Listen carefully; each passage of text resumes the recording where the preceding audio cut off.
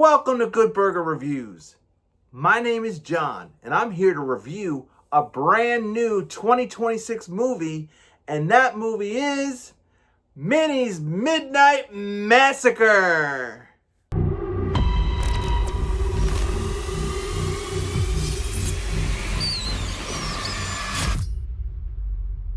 We have been friends for 20 years. The hell was that? Is that what I think it is? Yeah, it's a rat. This movie was released to Tubi in March of 2026. It is directed by Brent Bettman. It stars Cliff Dean, Hannah Houston, and Tiffany McDonald. This is another public-owned serial killer movie starring Minnie, or Minnie Mouse, as a killer targeting those who bullied her as a teenager. So public domain has struck again. And I feel like some of the guys who get into this, or who are the creators behind this, they watched a little bit of Michael, a little bit of Jason, a little bit of Freddy, a little bit of Ghostface.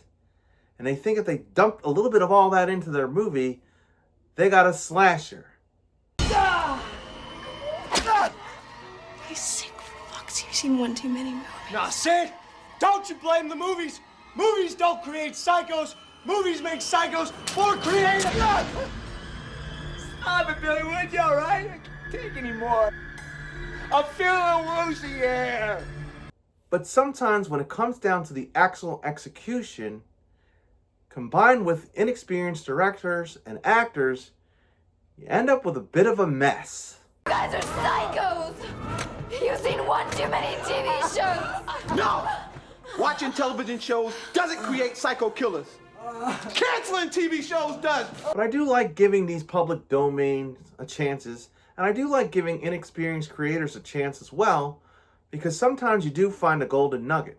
Coming off pretty much almost a year anniversary of Screamboat, which I feel like this movie was definitely inspired by that movie. There's flavors of Screamboat. This movie actually is a blend of Friday the 13th meets Screamboat meets I Know What You Did Last Summer. Combine that with a moment from M. Night Shyamalan's The Visit, and you have Minnie's Midnight Massacre. So let's get into the good, the bad, and the ugly. First thing I'll put in the positives is, I guess I'd have to say, the cameras that were probably used to make this film. I felt like it made very crisp images. There was lots of bright scenery. Like I said, it did take place mostly during the day. And I felt like, even though this movie started off with the credits giving me like a 1970s, 1980s horror movie flair, as soon as we flash into the movie, it's very clear that it's very current. And our characters have cell phones, and they seem like modern day characters. The other thing I'll put in the positive is the setting, or the place where this takes place, which is there's four main characters that are going on like a little getaway for the weekend at like maybe a lake or a seaside, and they get to this place that might be like an Airbnb, and the house is pretty neat, very modern looking. I mean, they say they're going camping, but then they get to this real luxury, not even more than a cabin, it's like a house. And I felt like where they filmed and where the majority of the scenes took place was pretty neat and pretty fitting for what this movie was trying to go for. Well, I did say we were in the middle of nowhere, right? We have officially entered the dead zone. And unfortunately, that's going to be all I have for the positive. So that's going to lead me to what I'm mixed on in this movie. And I guess the big mix here is, I can tell right out the gate that this movie was created by, directed and acted by inexperienced people. And what I mean is, I don't recognize any of the names. Kind of reminded me of what my movie making experiences were like, with no budget, not experienced actors, and just kind of having a fun time making a slasher. However, my movies that I've made are more like organized home videos, whereas this has been released to a streaming platform, and is also, not only is it on Tubi, but it's also on pay-per-view channels like Fandango and Prime. So with that being said, I have to say that just because there's inexperience involved, there is a product that's being made and being sold, and there has to be some sort of quality in execution and ending product that's being provided to us, the customers or the viewers of the movie. And in this one, it's hard to see that.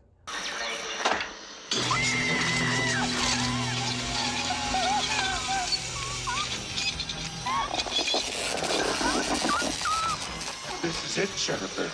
Your big break in TV. Welcome to prime time, bitch. So even though I've given a little bit of the benefit of the doubt on this one is still a very rough watch. And even though the quality is lacking in a lot of areas, there were some interesting points and some amusing scenes and things that I could see the inspirations from other horror movies shown in this movie. So for example, the setting is kind of trying to be somewhat of a camping setting, even though there wasn't much of a campground atmosphere. This felt more like a vacation getaway. So you can take Jason out of the mix on this one. Now, the second part is you have a mass killer. And this mass killer somewhat behaved a little bit like Michael Myers, maybe more leaning into Terrifier meets Screamboat Willie, because this character doesn't talk and tries to communicate through movement of hands or just insinuations with the actions, which is something I saw in Screamboat and in Terrifier. Now, both of those movies, the main character was played by David Howard Thornton. This character seemed more like a mime.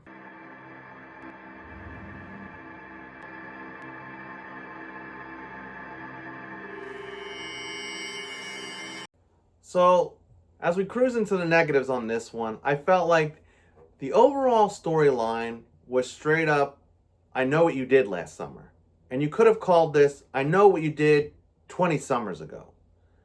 Because it opens up with a bunch of middle school kids bullying a little girl who's also in middle school, and they lock her in like entrance to a sewer or something, and there's lots of mice down there, and the mice are possessed, which we never know what's up with that. Now, I like the design of the mice in the sewer. They were definitely scary.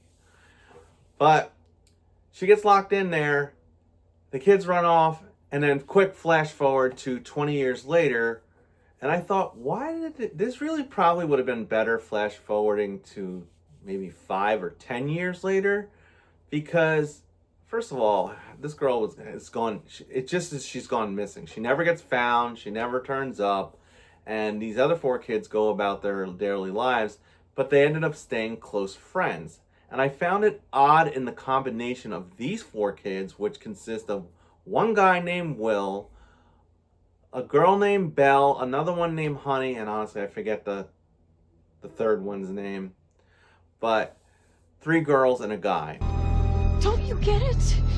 If there's some of him on the car, there's some of the car on him. They're gonna trace it back to you. You're looking at a hit and run. Then we dump the body. You've lost it. But just pretend we were never here. We could drag him to the water and dump him in.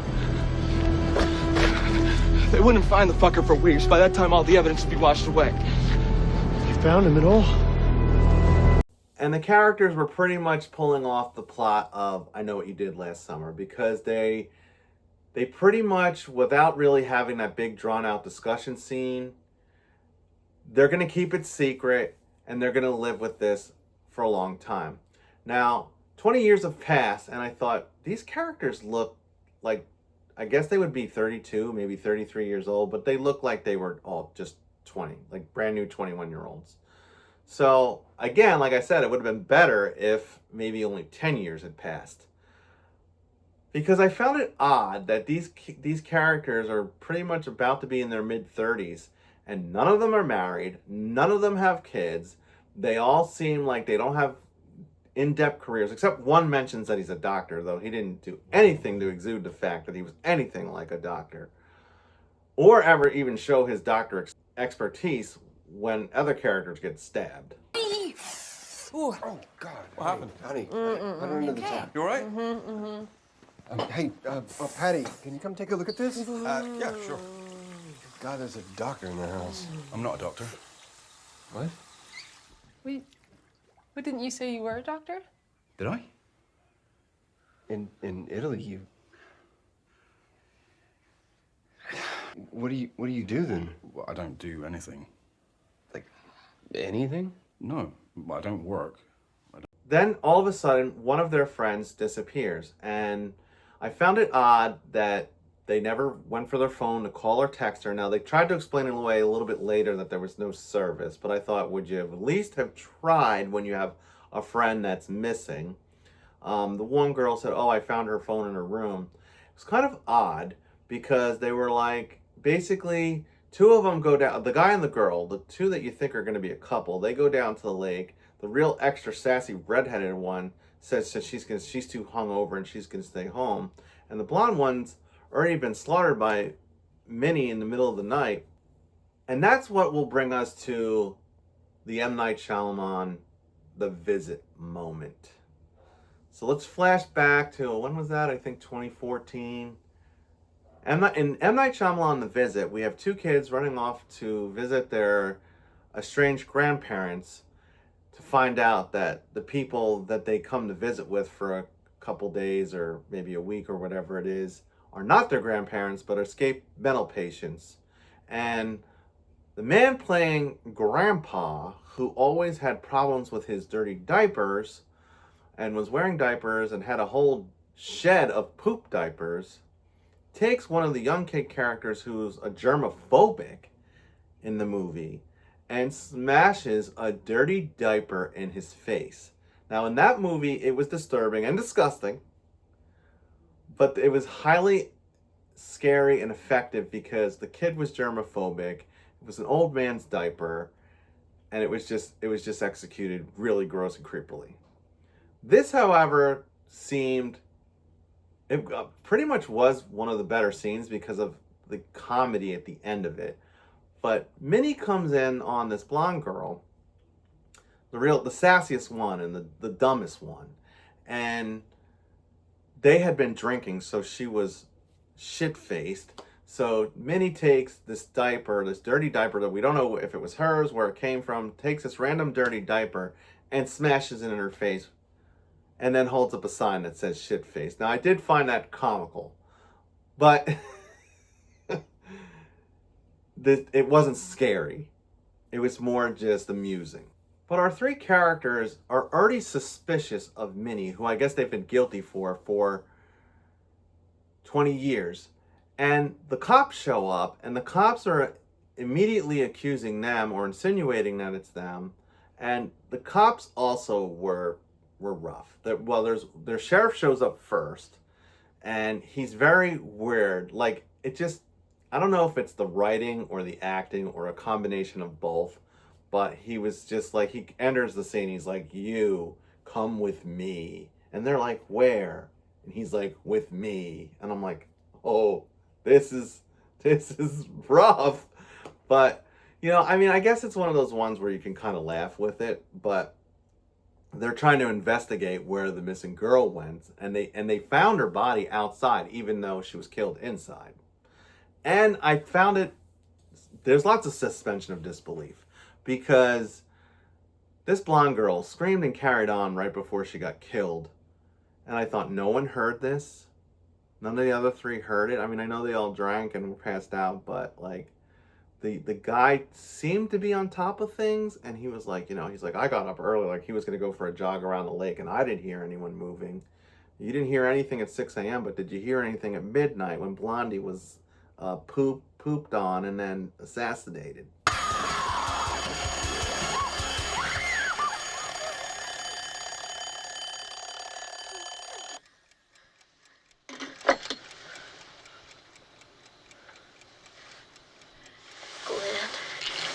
You bastard.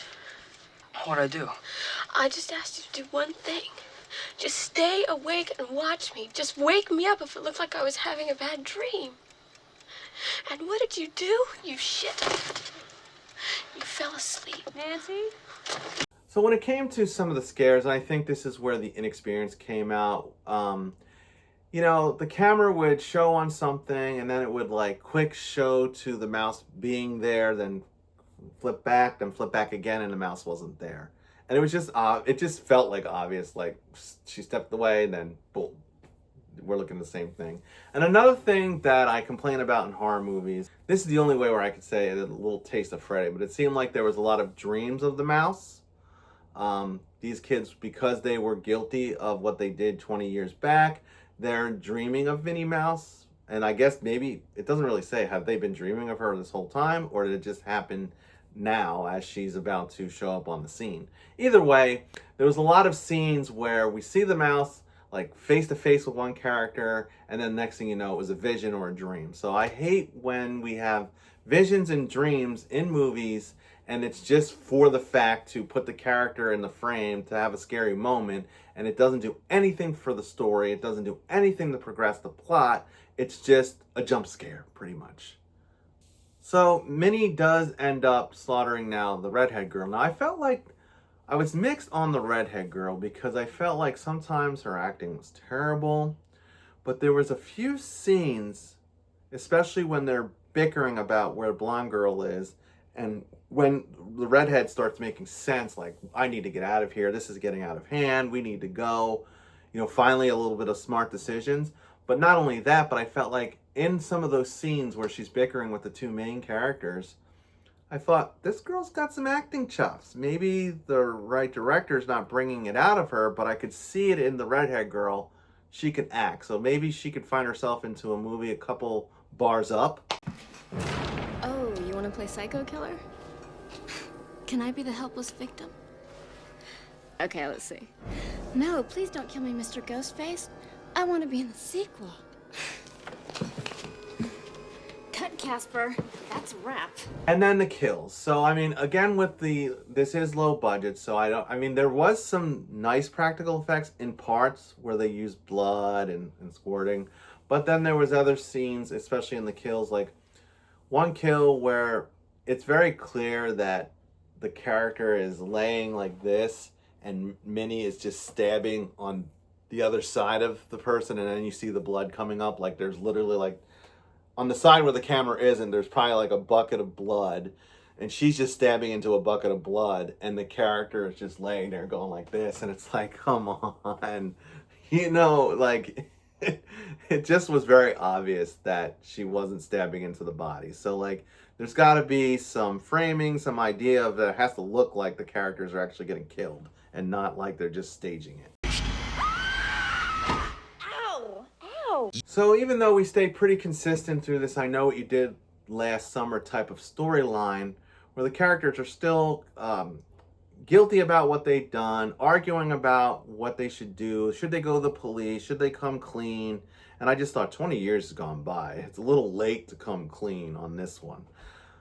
And once they really come to face with the mouse, and you know, this girl's never unmasked, so I guess they just assumed out of guilt that it's Minnie. They called her Winnie Minnie, and it's funny, the main guy is called Will or Willie, and I'm thinking, I thought it right out the gate, in the flashback when they're kids, the only boy is Will, and I'm thinking Steamboat Will, Steamboat Willie, and I'm like, but Steamboat Willie was partners with Minnie, and this guy is straight up with all these other girls, Honey and Belle, and I'm like, they all seem to have like Disney-ish names. There was something odd about Will the whole time, even when they were kids. It seemed like he cared about Minnie. And this is where, you know, when I said things like the flashbacks of the strangers, the flashbacks of Michael Myers, you know, when we deal with characters or villains when they're children, we're very sympathetic of them. And Minnie, as a child, was extremely sympathetic because these kids were vicious. They really bullied her brutal. So this is a revenge tale.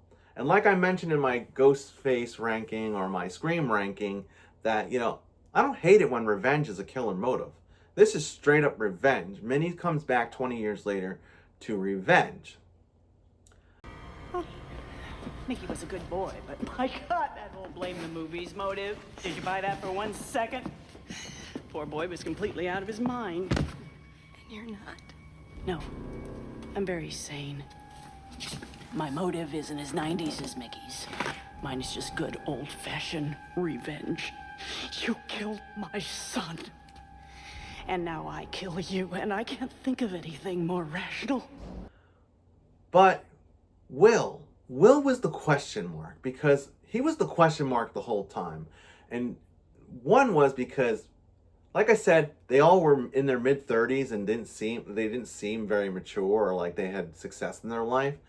But it was also odd that this one guy was hanging around with 3 girls that he was friends with in middle school all these years, and they stayed tight. Like, didn't he have no bros? Didn't he have any buddies to hang out? Didn't he ever go and shoot hoops?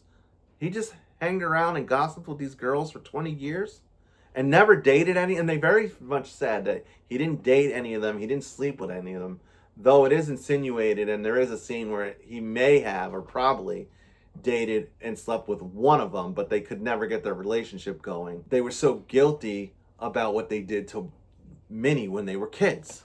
Meet Steamboat Willie. He's wacky, he's wicked, and he's whistling his way into your heart. But straight from get, Willie always had a soft spot for Minnie, and he was kind of rough on the girls, even though he spent 20 years taking care of them. So I felt like they were trying to do this big Scream, I Know What You Did Last Summer type of ending with a reveal, with a surprise twist. But to me, it wasn't that much of a surprise.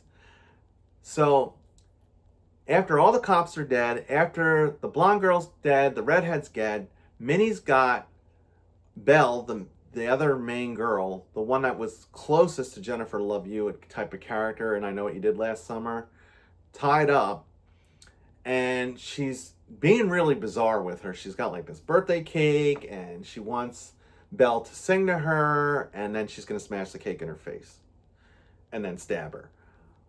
But after, in enters Will, who was initially attacked but just knocked out. Will comes in, and it's like you think, oh, he's going to save Belle. They're going to become triumphant, and this is going to be very typical. They're going to get Minnie, and then it'll be done, right? But no, there's this twist where all of a sudden there's this Steamboat Willie mask. He puts on the Steamboat Willie mask and then slashes Belle, and I'm like, oh my goodness. Which, by the way, this movie was, like I had mentioned, it was inspired by Steamboat Willie, and there were hints of the Steamboat Willie music, especially the part where Steamboat Willie whistled, that whistling music that he had going on in that movie. Like, I guess maybe there's no rights to that music, because they played that music straight up in this song, especially at the end. So the movie basically wraps up that way, and overall, at the end of the day, this is a rough watch. I watched it while doing laundry. I said this about Do Not Enter, you know, sometimes you throw on just something while you're doing laundry, because this one, we're going to get down to business on this one. I didn't really do a spoiler section because I pretty much told the story throughout my narrative. This one's a spam. It's rough. It's rough. I felt like there was a few amusing scenes that had me giggling, but it really is just someone or a group of people who watched a bunch of scary movies and then decided to make a really cheap imitation. This is one you'll find at the bottom of the Walmart bin. Well, that's it. This is Johnny with Good Burger Reviews saying please like, subscribe, tap that notification bell, and don't forget to stay scared of evil Minnie Mouse who comes back to revenge you in an I Know What You Did Last Summer revenge plot.